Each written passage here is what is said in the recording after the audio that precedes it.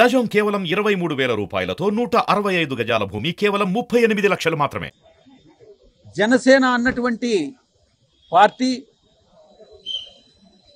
ఇప్పటి వరకు కూడా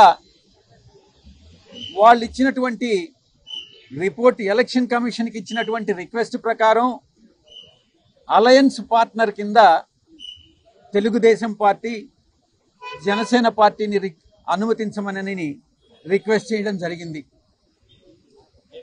ఇంకొక విషయాన్ని కూడా ఎలక్షన్ కమిషన్ దృష్టికి తీసుకొచ్చాం. జనసేన పార్టీ అన్నటువంటిది ఇప్పటి వరకు కూడా బీజేపీ అలయన్స్ పార్ట్నర్ కింద పరిగణిస్తూ వచ్చారు. ఈరోజు నిన్న ఇచ్చినటువంటి ఎలక్షన్ కమిషన్కి ఇచ్చినటువంటి రిక్వెస్ట్లో Janasena party Telugu Desam party alliance partner కింద డిస్క్రైబ్ చేయడం జరిగింది.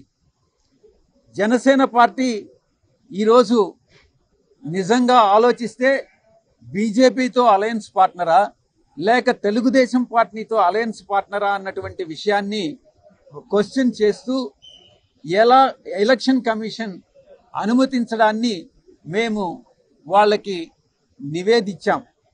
ఇలా అనుమతించడం సమంజసమేనా అన్నటువంటి విషయాన్ని ఎలక్షన్ కమిషన్ దృష్టికి తీసుకురావడం జరిగింది.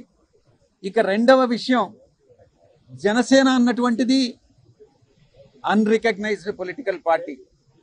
గ్లాస్ సింబల్ అన్నటువంటిది ఒక జనరల్ సింబల్. అటువంటి సింబల్ని గతంలో 2019 ఎన్నికల్లో, గడిచినటువంటి ఎన్నికల్లో glass symbol throughout the state ఇవ్వడం జరిగింది.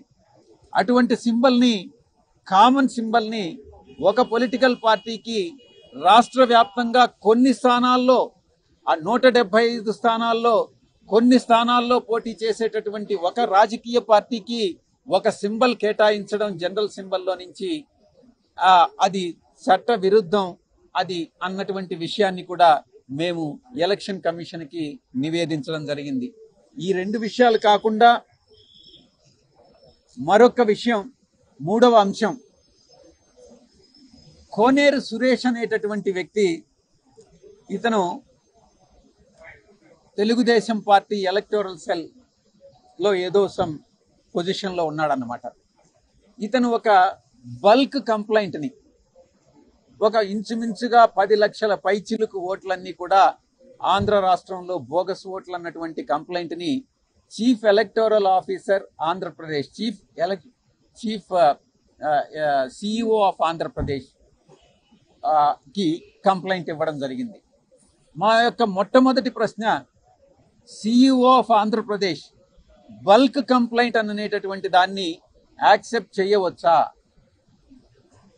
యాక్సెప్ట్ చేయడం అన్నటువంటిది వైఎస్ఆర్ కాంగ్రెస్ పార్టీ తప్పుపడతా ఉంది.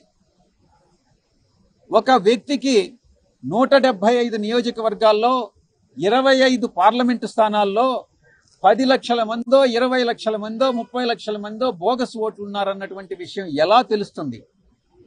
కంప్లైంట్ అన్నటువంటిది బిఎల్ఎస్ ఇవ్వాలి, ఆయా నియోజకవర్గంలో ఉన్నటువంటి బిఎల్ఎస్ ఇవ్వాలి. ఆ బిఎల్ఎస్ చెప్పాలి ఏది బోగస్ కంప్లైంట్ అన్నటువంటిది.